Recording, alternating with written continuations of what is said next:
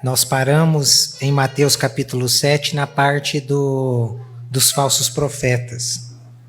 Mas hoje, como nós estamos começando o ano, então eu acredito que todos vocês que estão aqui creem na Bíblia. Quantos creem na Bíblia? Levanta a mão aí. Amém? Amém. Então, o que falaram para você na virada do ano? Você acredita mesmo na Bíblia? O que falaram para você? Feliz ano novo, que esse ano vai ser um ano de multiplicação, vai ser um ano de bênção, um ano de prosperidade, um ano que você vai crescer. Falaram isso para você? Você está acreditando nisso? Se você está acreditando nisso, eu lamento. Você precisa voltar a ler a Bíblia. Que a nossa palavra, a palavra de Deus, diz que nos últimos dias seriam dias difíceis. Dias que os homens seriam amantes de si mesmos, avarentos, egoístas. Eles procurariam os falsos mestres para que esses falsos mestres falassem aos seus ouvidos coisas boas e agradáveis. Como aqui não há falso mestre na nossa comunidade, graças a Deus, então quero lhe dizer para você que se prepara, porque o ano vai ser difícil. Vai ser um ano complicado. Bênçãos podem vir,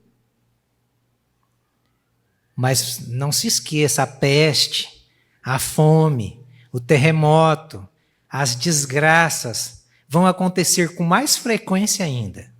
Porque a terra, a palavra de Deus diz que ela geme como que com dores de parto.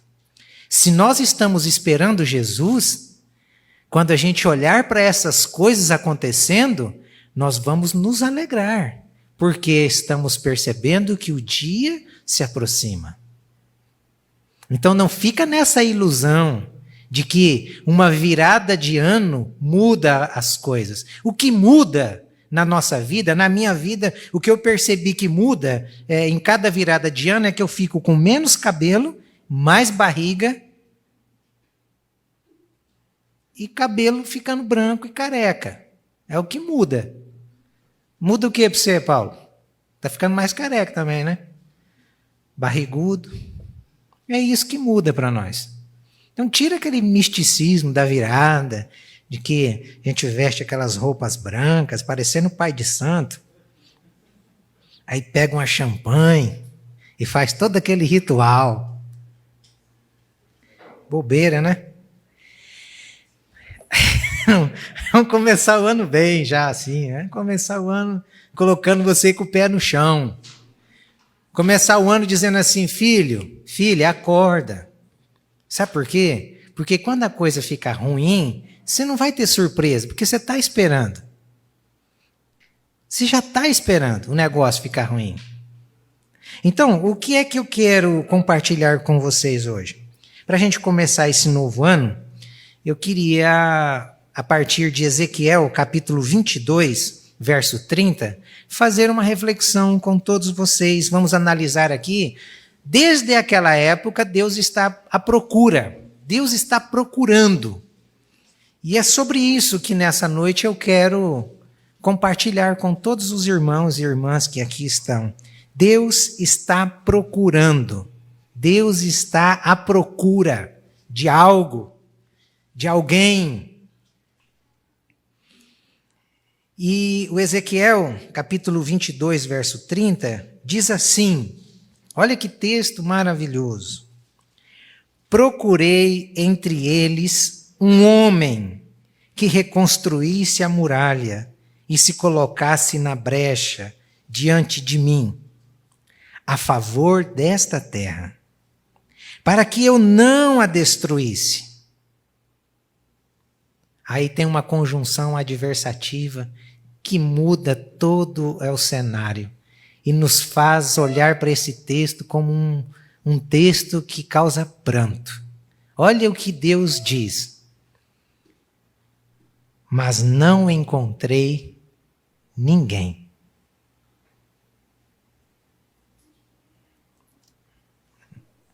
Parece os tempos de hoje. Então, quando a gente olha para um contexto geral aqui, nós temos que ter em mente que nesse período, o país, a nação estava dividida. Israel já havia sido dividido. Então, no reino do norte, com as 10 tribos, Jeroboão governava. No reino do sul, as 2 tribos, o Roboão, o filho de Salomão, governava. Então, Israel estava totalmente dividido, cada lugar com um templo, cada lugar com uma espécie de culto, cada lugar cultuava um tipo de Deus. Eles foram se perdendo no meio da história. Jeroboão, na verdade, é um exemplo da iniquidade, um exemplo da idolatria, um fazedor de Deus, um desviador de pessoas. E a gente vai percebendo que Deus, em 722, para julgar o reino do norte, ele levanta um rei chamado Tiglat-Pileser, um rei da Assíria. E ele vem sobre as 10 tribos e arrasa, acaba com Samaria. Destrói Samaria. Até se você sequenciar o livro do profeta Ezequiel, capítulo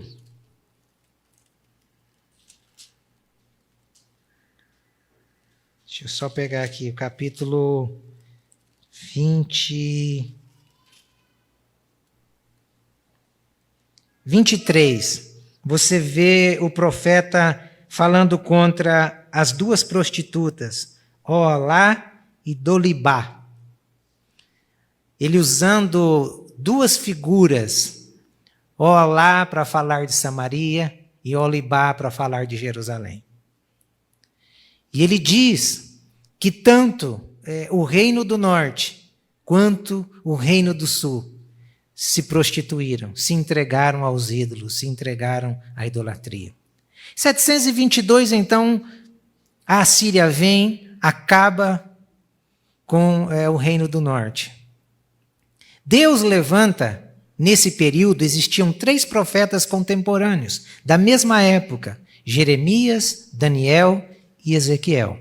Esses 3 profetas profetizando e dizendo para que o povo se arrependesse, para que o povo mudasse, para que o povo buscasse a Deus, a fim de que a terra não fosse destruída, a fim de que eles não fossem levados cativos.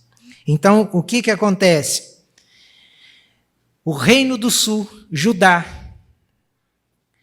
por serem da linhagem de Davi, por terem o templo em Jerusalém, eles achavam que eles estavam bem com Deus. Mesmo percebendo que em 722 o reino do norte havia sido destruído por causa do mesmo pecado que eles estavam cometendo. Olha o engano da religião. Quantos de nós, às vezes, porque viemos aos cultos, domingo após domingo, e pensamos que nós estamos bem com Deus, que está tudo bem conosco. E eles não se arrependeram. Então, quando você olha, por exemplo, para o capítulo 1 até o capítulo 24 de Ezequiel, a maior parte dos teólogos dizem que esses capítulos foram profetizados antes que o povo fosse levado para o cativeiro, antes que Nabucodonosor viesse para levar as 2 tribos, para levar Judá para o cativeiro babilônico. Então lembrem-se que foram 2 invasões, a do Reino do Norte em 722 e a do Reino do Sul por volta de 590, 596 por Nabucodonosor. 2 frentes de batalha. Então o texto que nós lemos é uma advertência que Deus estava usando para despertar Judá, para despertar o Reino do Sul, dizendo, olha, mudem, E aí a gente percebe esse texto fantástico, terminando do jeito que termina. Mas eu não encontrei ninguém. Por não encontrar, Deus pune, Deus castiga os seus filhos. Ele disciplina os seus filhos. Então ele permite que Nabucodonosor venha, invade, leva o povo cativo. E Ezequiel provavelmente tenha sido levado cativo na segunda leva, porque Nabucodonosor manda 3 vezes o povo da sua nação entrar em Jerusalém a arrasar. A primeira leva provavelmente tenha sido levado Daniel, Jeremias e alguns outros. E na segunda leva Ezequiel é levado cativo. Ele tinha ali aproximadamente, segundo os irmãos que estudam a história, dizem que ele devia ter aproximadamente 26 anos de idade.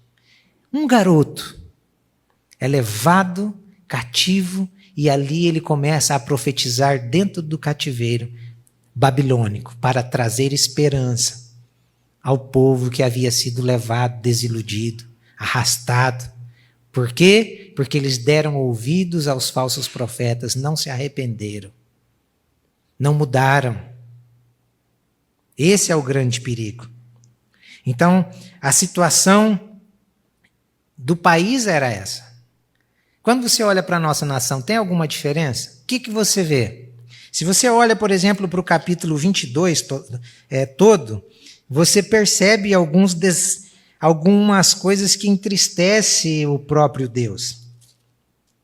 Capítulo 22, o verso de número 7, diz assim: em seu meio, lá na cidade de Jerusalém, em seu meio, desprezam o pai e a mãe, praticam extorsões contra o estrangeiro e são injustos com o órfão e com as viúvas. Tem alguma diferença para os momentos que nós vivemos? Nenhuma. Então, por isso que nós devemos tomar bastante cuidado com aquilo que falam para nós. Olhando para o verso 30, só esse verso 30 é suficiente para nós fazermos aqui alguns minutos de reflexão. E eu acho que é cabível nós respondermos pelo menos 3 perguntas, olhando para esse verso de número 30. Porque a gente lê o verso de número 30 e a gente pensa que ele, por ser tão pequeno, tão esclarecido, não tem nada para nos oferecer. E é aí que a gente se engana. Então, quando você olha para o verso 30, em primeiro lugar, na procura de Deus, nós precisamos responder a primeira pergunta. Qual é a primeira pergunta olhando para o texto? O que Deus procura? O verso de número 1 diz assim: procurei um homem. Então você pode riscar aí na sua Bíblia. Procurei um homem. O que é que Deus está procurando? Um homem, uma mulher, um ser humano, um jovem, um adolescente. Deus está procurando alguém que se encaixe dentro daquilo que ele procura. Existem algumas cenas na Bíblia que são cenas de filme, que são cenas que dá vontade de chorar. Quando você pega, por exemplo, Jesus, quando estava para ser traído, ele senta na mesa e ele molha um bocado de pão e dá ao Judas. Quando o anfitrião molha um pedaço de pão e dá a um convidado, é como se ele estivesse dando uma espécie de honra, de reconhecimento àquela pessoa. Mesmo Jesus sabendo o que Judas estava por fazer, ele faz totalmente diferente de mim e de você. Quando a gente sabe que alguém tem alguma coisa contra, a gente tenta meio se afastar. E Jesus faz ao contrário, ele tenta trazer essa pessoa para perto, ele oferece esse pedaço de pão. E depois ele diz assim: agora, Judas, vai e faze aquilo que tu tens para fazer. Dá vontade de chorar um negócio desse. Uma outra cena que dá vontade de chorar é quando Jesus diz para Pedro: Pedro, Satanás pediu para te peneirar, mas eu roguei ao Pai, Pedro, que ele tenha misericórdia de ti. E Pedro começa a dizer a Cristo que ele estava pronto para morrer, que ele estava pronto para ir até as últimas consequências. E de repente, quando a coisa aperta, está lá o Pedro negando, e Lucas descreve uma cena fantástica, o único evangelista que descreve essa cena deste modo.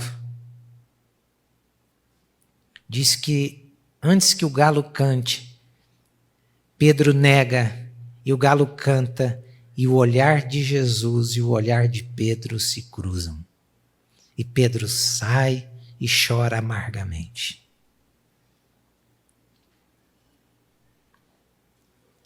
O olhar de Jesus, quando cruza com o nosso, é capaz de mostrar quem realmente nós somos. Do que é realmente que somos capazes de fazer. Porque Pedro não se achava capaz de negar, de trair Jesus. Mas o olhar de Jesus mostra quem nós somos e o que nós somos capazes de fazer. Por isso que choramos. É por isso. E essa cena aqui não é diferente. Essa cena aqui é também para provocar choro a nós. Imagine o Criador de todas as coisas, aquele que fez a mim e a você, procurando alguém e chegando ao ponto de dizer: eu não achei ninguém. E aí algumas pessoas se acham com o coração bom. Algumas pessoas se acham não tão ruins assim. Não é à toa que o Paulo, em Romanos capítulo 3, o verso 10, vai dizer que, como está escrito, não há um justo sequer. Não há um justo sequer. Então Deus está procurando pessoas dispostas. Pessoas não só dispostas, mas disponíveis. Porque tem uma grande diferença. Tem muita gente disposta. Mas quando você chama ela para alguma coisa, ela diz: agora eu não posso. Ela não está disponível. Ela tem alguma coisa que aprende. Deus não conta com gente disposta, simplesmente. Deus conta com gente disposta e disponível. Então, quando Deus procura pessoas dispostas e disponíveis, Ele procura com um objetivo. Qual é o objetivo? Que essas pessoas o obedeçam. Que essas pessoas possam obedecê-lo. E como é que nós obedecemos a Deus? Fazendo as coisas do jeito que a gente acha que deve ser feito? Ah, irmão, eu creio assim. Eu não estou perguntando como você crê. Antes de você responder que você crê assim, a sua crença, ela está fundamentada na palavra de Deus? O meu andar, o seu andar, o nosso agir, ele está fundamentado na palavra de Deus? Não é à toa que o profeta Isaías, no capítulo 35, verso 8, diz assim: e ali haverá uma estrada, um caminho que será chamado de caminho de santidade. Os impuros não passarão por ele, pois somente ele será para o povo de Deus. Quem passar por esse caminho, mesmo que seja um tolo, não se perderá. Então não temos outra opção em obedecer a Deus se nós não andarmos no caminho da lei de Deus, no caminho da santidade de Deus, porque fora desse caminho não há como nós obedecermos a Deus. Por isso que Jesus, ele deixa bem claro naquele verso que as Escrituras trazem para nós, dizendo que ele é o caminho, o único caminho. Não existem outras opções se quisermos obedecer a Deus. Se quisermos obedecer a Deus, nós precisamos começar a deixar os nossos deuses, a deixar as iniquidades, a buscar a justiça, a desenvolver a santificação, porque sem ela nós não conseguiremos ver a Deus. É assim que é possível nós obedecermos ao nosso Deus. É esse tipo de gente que Deus está procurando. Deus está procurando gente que obedeça. E gente também disposta e disponível a servi-lo. Porque não basta a gente obedecer, a gente precisa servir. E se nós observarmos bem na história bíblica, nós vamos perceber que no meio das multidões que existiam dentro de Israel, poucos serviram a Deus. Poucos serviram a Deus. Quantos Moisés teve no meio do povo de Deus? Quantos Josué teve no meio do povo de Deus? Quantos Neemias? Quantos? Quantos Isaías, quantos Elias, quantos Esdras? Pessoas que fizeram a diferença na sua geração. Quantos? Poucos, pouquíssimos. Deus está procurando gente disponível a obedecê-lo, disponível a servi-lo. Nós podemos ser esses homens que fizeram a diferença e que fazem a diferença na sua geração. Você pode ser essa mulher. E hoje você tem a oportunidade de se oferecer a Deus.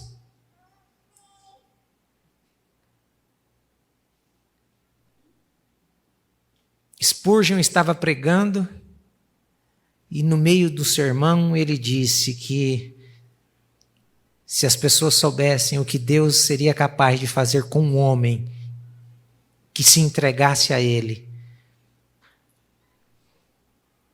de repente levanta Moody no meio da pregação e diz: eu quero ser esse homem, e vai aos prantos de choro à frente. Se entrega a Deus. Moody fez a diferença na sua geração, pregando, ganhando almas para o Senhor. Ele não era tão capaz quanto o Spurgeon, a ponto de, em um de seus sermões, uma senhora polida na língua chegar a ele e dizer assim: olha, hoje, para o seu sermão, você teve 15 erros de gramática, de concordância.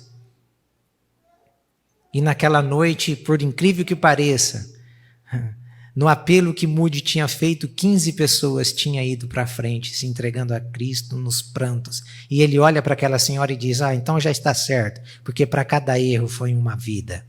Ganha ao Senhor.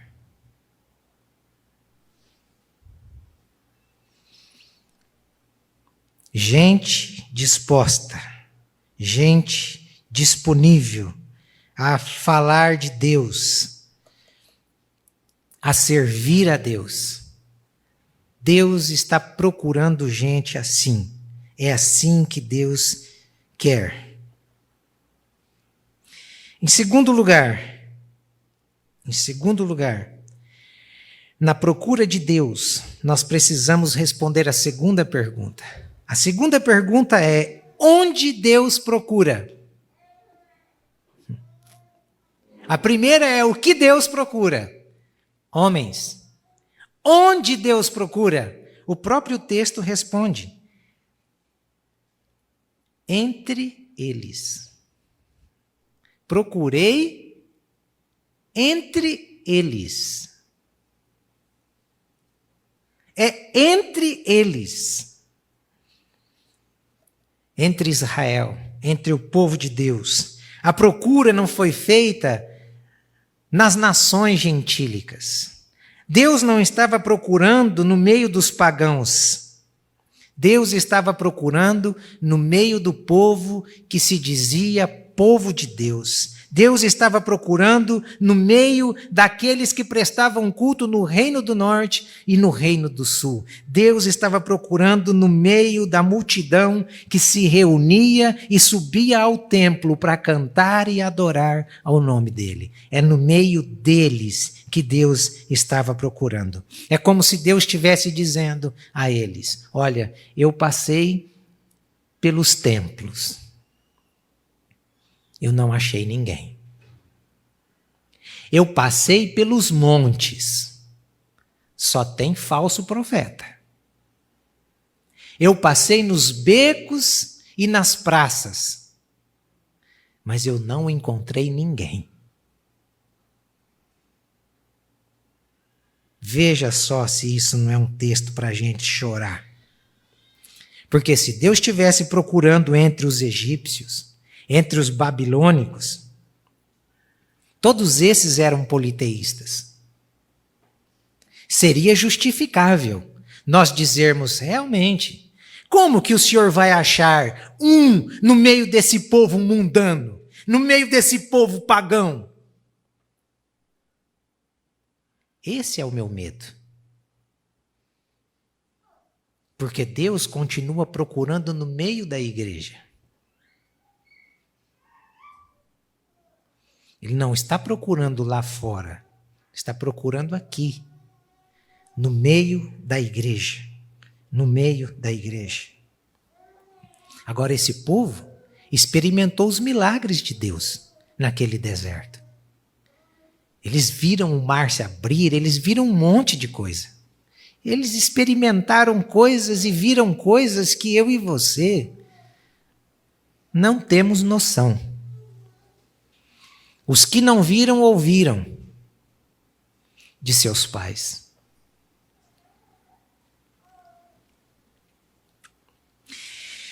Isso me deixa apavorado e deve deixar você também apavorado.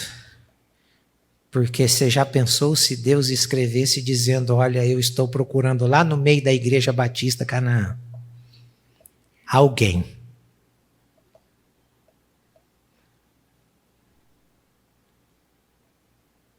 Será que ele encontraria alguém disposto e disponível aqui nessa noite? E Deus procura entre o seu povo pessoas para quê? Pessoas que se arrependam. Deus procura no meio do seu povo pessoas que se arrependam. Deus não está procurando ninguém perfeito. Ele sabe da nossa condição. Ele está procurando alguém que reconheça o seu fracasso, as suas misérias, quem realmente é. Alguém que está insatisfeito com a sua condição espiritual, moral. Alguém que está insatisfeito, revoltado com a situação moral do país, da nação. Deus não está procurando ninguém insatisfeito com as finanças. Alguém revoltado com os problemas. Não, Ele está procurando alguém revoltado com a condição degradante e moral do ser humano. É este que Deus está procurando. Pessoas que se arrependam, pessoas que olhem para si e elas entendam como o profeta Isaías, quando olhou para Deus. Ele olhava para a nação e ele dizia: ai deste que rouba na balança, ai deste que faz aquilo, ai daquele que faz aquilo outro. Mas quando ele tem a visão de Deus, ele diz: ai de mim, que sou um homem impuro e habito no meio de um povo impuro. Deus procura gente que se arrepende. Se você está contente com a vida espiritual que você tem vivido, pode ter a certeza que não é você que Deus está procurando. Deus está procurando gente que olhe e diga assim: eu preciso melhorar, eu preciso mudar. Senhor, me ajuda, me auxilia, Senhor. Me ajuda a me revoltar com essa mornidão da minha vida, com esse comodismo da minha vida. Deus está procurando entre o povo não somente pessoas que se arrependam. Deus está procurando entre o povo pessoas que apresentem soluções. Porque o que mais tem entre o povo é gente murmuradora. É gente que vem não para apresentar solução. Ele vem para criticar. Ele vem para apontar defeitos. Gente para desanimar. Lembram dos espias? Eram 12. Deus envia 12 homens. Moisés envia 12 homens. Os 12 viram as mesmas coisas, mas 10 chegou com o espírito de Satanás. 2 homens olharam para as circunstâncias na perspectiva de Deus, sabendo que o seu Deus era maior do que os gigantes. Que o seu Deus havia prometido, e se ele havia prometido, aquilo seria conquistado, porque eles conquistariam não pela força do braço deles. Deus está contando com gente, procurando gente que apresente soluções. Foi assim que a gente vê Jesus Cristo, quando ele está pregando lá o sermão, em João capítulo 6, verso 8 e verso 9, a gente percebe que Jesus olha para os discípulos e diz: olha, chama lá o André e diz: André, você que é irmão de Pedro, deem alguma coisa para essa multidão comer.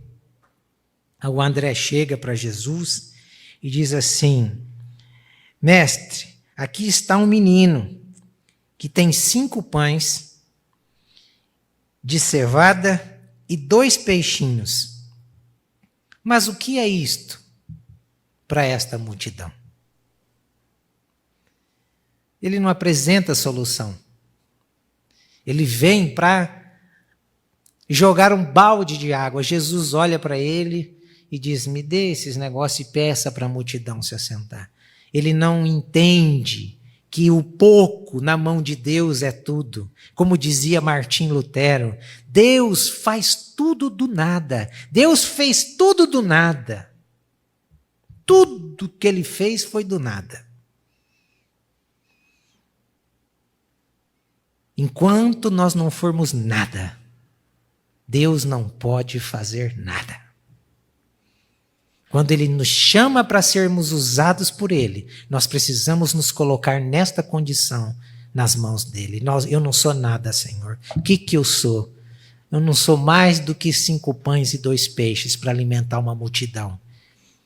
Mas quando a bênção desse Deus está sobre os 5 pães e os 2 peixes, a multidão come e os discípulos levam cestos de alimentos para sua casa, para saber que o Deus que faz tudo do nada é capaz de abençoar e de prosperar e de fazer florescer no deserto.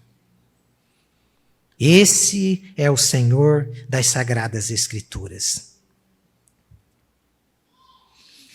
Deus procura gente que apresente solução, e Deus sempre faz entre nós, no meio de nós. Tem muitos que estão esperando as bênçãos de Deus caírem dos céus, a provisão de Deus cair do céu, mas não é assim. É do meio de nós que Deus vai fazer as coisas acontecer. Sempre foi assim. Como que nasceu a nação de Israel? Deus tira Abraão do meio, olha, do meio de seus parentes de Ur dos Caldeus, um idólatra, tira ele de lá, faz dele um povo, do meio da família do Abraão, Deus faz Israel. Como que Deus livra Israel dos midianitas? Deus usa uma pessoa do meio deles, o mais fraco, Gideão. Deus vai lá no meio do povo, escolhe Gideão, um covarde, medroso, e Deus diz: homem corajoso.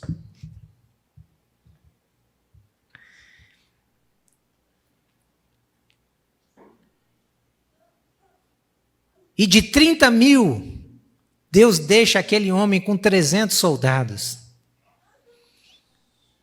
No primeiro grito, ele manda: os covardes e os medrosos voltem para casa. Se não me engano, mais de 23 mil volta. Covarde, medroso, volta para casa. Por quê? Porque Deus conta com homens valentes, homens que estão dispostos a apresentar um problema, a apresentar uma solução ao problema. E do meio daqueles 10 mil, Deus vai tirando, até deixar com 300.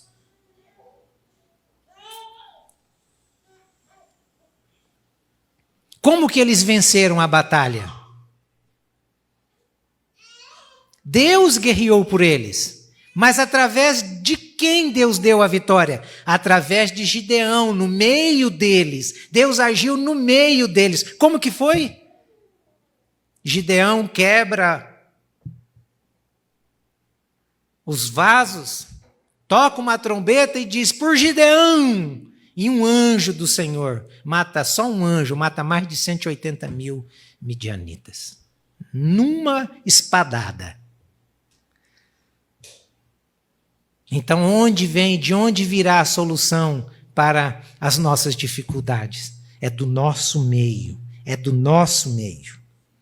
É daqui que Deus vai fazer as coisas acontecerem. Deus está procurando pessoas que ofereçam o pouco que têm, o pouco que sabe, como solução para a vida daqueles que estão próximos. Em terceiro e último lugar, na procura de Deus, nós precisamos responder a terceira pergunta. Para que Deus procura? Para que Deus procura pessoas? O texto responde por si só: que reconstruíssem a muralha e se colocassem na brecha diante de mim.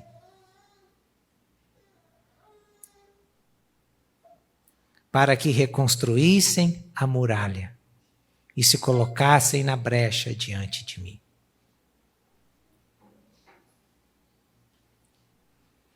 Nós estamos no meio de uma construção, na verdade, no início de uma construção. E quando eu estava meditando nesse texto, eu fiquei pensando que muitos abandonaram, que muitos não quiseram a construção dos muros. Porque, irmãos, num sol desse, numa lua dessa, se você não tiver debaixo da graça de Deus e fortalecido pelo Senhor, fazer igual o Branco falou no dia da queima de fogos: abandona, pastor, abandona. O negócio é feio.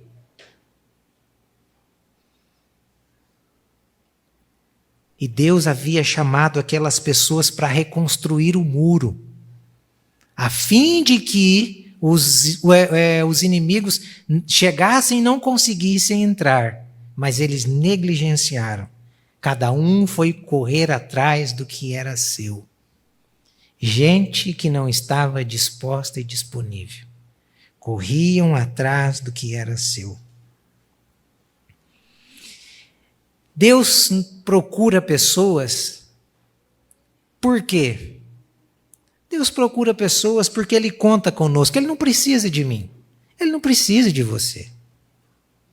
Deus por si só se completa. Ele se basta. Mas Ele nos procura porque Ele nos fez com um fim, com um objetivo, para glorificá-lo, para exaltá-lo. Por isso que Ele está procurando gente. É por isso. Deus está sempre à procura de pessoas, porque sempre tem algo para fazer. E cada um de nós aqui se encaixa em alguma coisa que Deus tem por fazer. Deus está lhe chamando. O grande problema é: você está disposto a ouvir essa voz e dizer: eis-me aqui, Senhor. Eis-me aqui, Senhor. Qual é o seu dom? Qual é o seu talento? O que é que você sabe fazer? É nisso que Ele quer te usar. Para a glória dEle, para o louvor dEle, para a honra dEle. Deus procura pessoas para que essas pessoas o adorem, para que essas pessoas o sirvam. Deus procura pessoas porque esse tipo de gente é difícil de achar. Que tipo de gente Deus está procurando? Homens corajosos.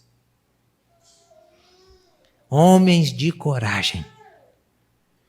O que a gente vê mais hoje é homem banana, mole. Homem que não passa de uma cenoura batida, triturada. Deus está procurando homens corajosos. Por que, irmãos, que Ele procura homens corajosos? Porque existem batalhas na nossa vida, certas batalhas, que se a gente não tiver coragem para encarar, a gente larga. A gente larga. Larga a fé, larga tudo. É mais fácil largar. É igual casamento. Quando o negócio está fervendo, que o suco está fervendo, a Coca-Cola quente, você chacoalha ela, e a bicha está doida para dar uma pressão. Qual é mais fácil? Você abrir a pressão, sair, você derramar logo aí a Coca-Cola, ou você tentar meio que ir acalmando, vai abrindo um pouquinho, coloca a bicha para gelar e vai deixando ela até dar uma... O que é mais fácil fazer? Jogar. A gente precisa de coragem. Por que Davi é um homem segundo o coração de Deus? Pecador do jeito que Davi foi. Por que ele é um homem segundo o coração de Deus? Porque era um homem de coragem.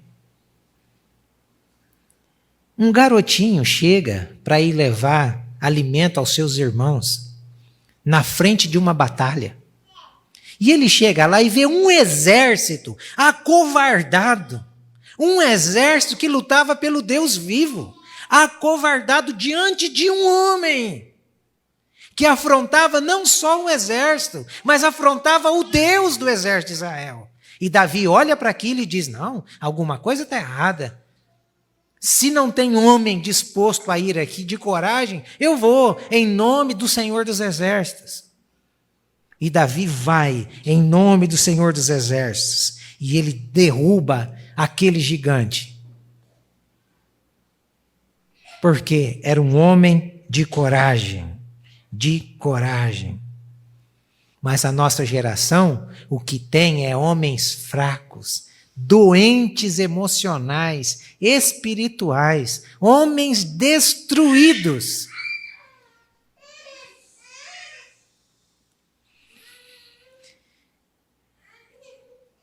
Qual é o gigante que está diante de você ou que vai se levantar diante de nós durante esse ano?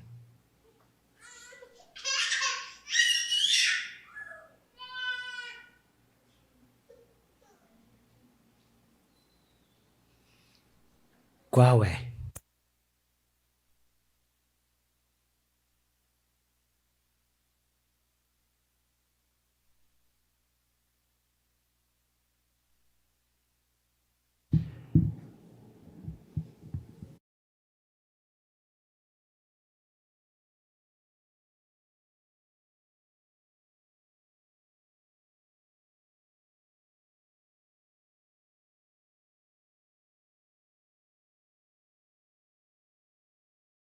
Reagir diante dele esse ano. Como? Então, a gente olha aqui, Deus não só procura homens corajosos, Deus também procura homens de oração, homens que intercedam. O texto diz, eu procurei alguém que se colocasse na brecha. Lembram de Moisés? Moisés foi um homem desses. Deus se apresenta a Moisés e diz assim, Moisés, eu vou eliminar esse povo todo. E de você, Moisés, eu vou fazer uma nação. O que Moisés faz? Lembram? Senhor, não faça isso com esse povo.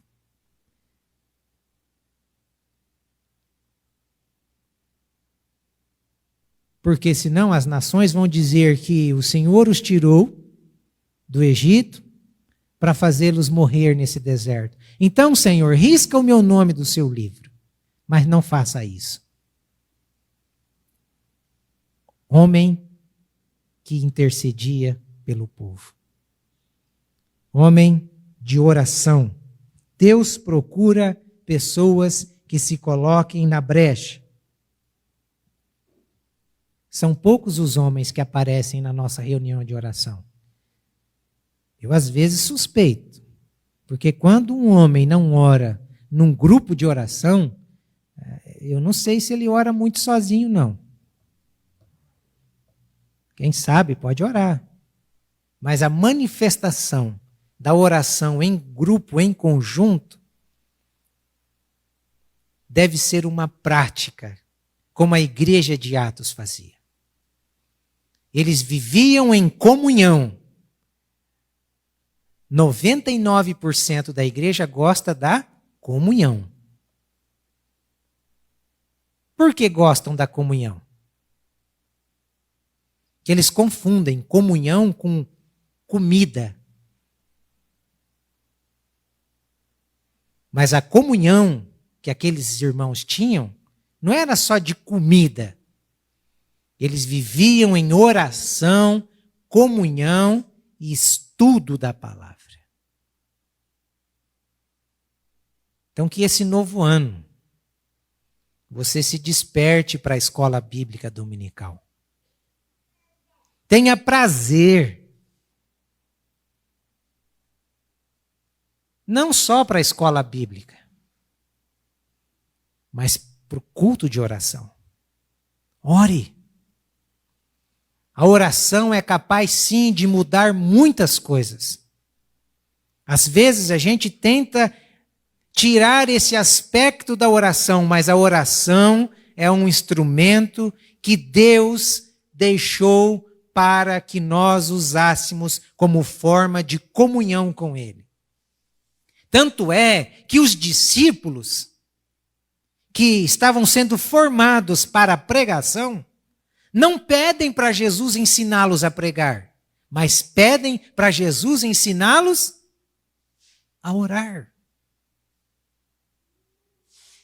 E como nós precisamos, irmãos, de oração.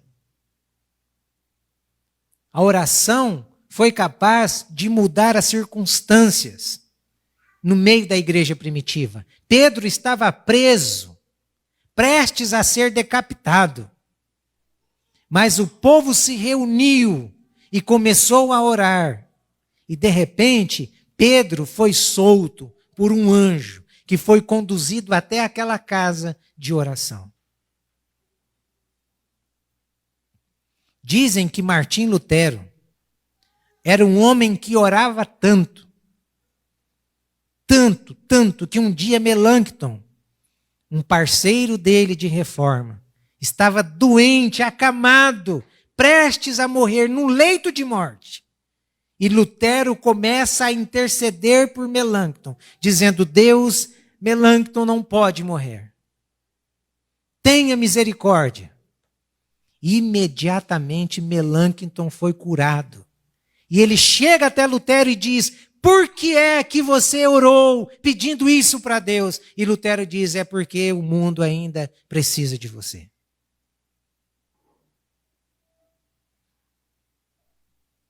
A oração precisa ser a chave da nossa vida. Nós precisamos voltar a orar com fervor no coração.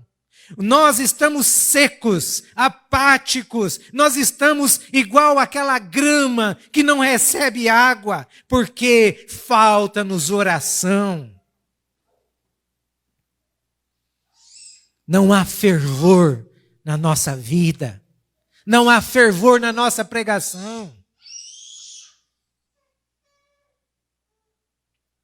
Não há fervor na nossa adoração. Não há. Por quê? Porque falta-nos oração, irmãos. Esse é o grande X da questão. Espero que Deus encontre nessa noite gente cansada de viver a vida que está vivendo. Espero que Deus encontre nessa noite pessoas dispostas a se oferecer a Deus com o pouco que tem, com o pouco que sabe, mas dizer: ó Deus, nessa noite eu quero me oferecer a Ti, tenha misericórdia de mim, usa a minha vida, faça diferença na minha geração. Deus está procurando gente assim. Gente que está cansada de viver uma vida de aparência, uma vida espiritual apática, morna. Deus quer nos renovar, irmãos. Deus quer encher a nossa vida, a nossa igreja, com o Espírito dele. Para que a gente avance como crentes, como discípulos que amam ao Senhor. E nós vamos terminar cantando. E esse cântico 295 do cantor cristão deve ser a nossa oração. Nós devemos cantar e aos que se sentirem chamados por Deus nessa noite para um serviço específico, Aí mesmo, onde você está, você poderá se render a Cristo, se oferecer a Cristo e dizer: é isso. Usa-me para o louvor, usa-me para a glória, usa-me para enaltecer o seu nome, porque é para isso que eu fui criado, é para isso que o Senhor me chamou. Que Deus abençoe, que Deus guarde, que Deus faça resplandecer sobre nós o seu rosto e nos dê a paz. Depois deste louvor, nós vamos para nossa casa. Mas eu espero que na ida para nossa casa, a gente não perca essa semente que foi semeada. Que Deus possa nos despertar e realmente sermos usados para a glória, para a honra, para o louvor do nome de Jesus. Amém? Pois a Natália encerra orando.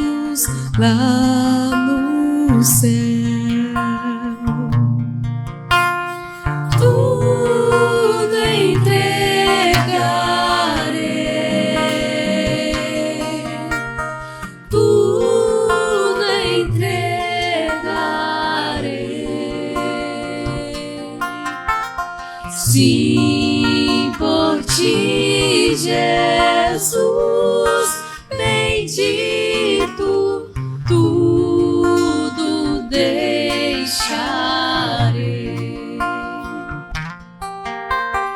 Tudo, ó Cristo, a ti entrego, ó, eu sinto teu amor transformar a minha vida e meu coração, Senhor. Tudo entregarei,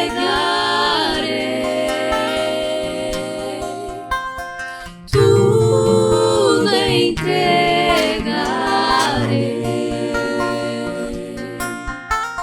Sim, por ti, Jesus, bendito, tudo deixarei. Tudo, ó Cristo, a ti entrego, ó, que gozo, meu Senhor. Paz perfeita, paz completa, glória, glória ao Salvador.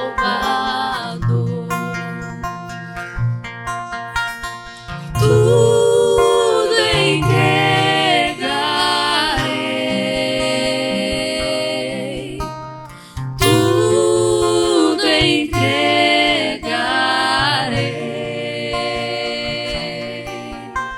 Sim, por ti, Jesus, bendito, tudo deixarei.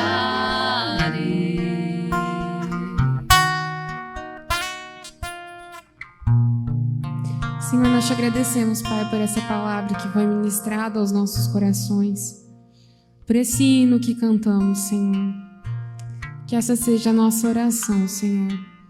Que nós possamos entregar as nossas vidas perante o Senhor, nos render diante do Senhor, render todo o nosso ser diante do Senhor. Nos desperta, Senhor, para nos lembrarmos que nós não somos nossos, nós não somos de nós mesmos, nós não somos daqui, Senhor. Mas nós somos teus filhos, nós somos teus. Por isso nós precisamos viver, Senhor, de maneira a ilustrar essa verdade, Senhor. Como filhos teus, Senhor, como peregrinos aqui nessa terra, Senhor. Nos ajuda a rendermos a nossa vida, todo o nosso ser, toda a nossa alma a Ti, Senhor.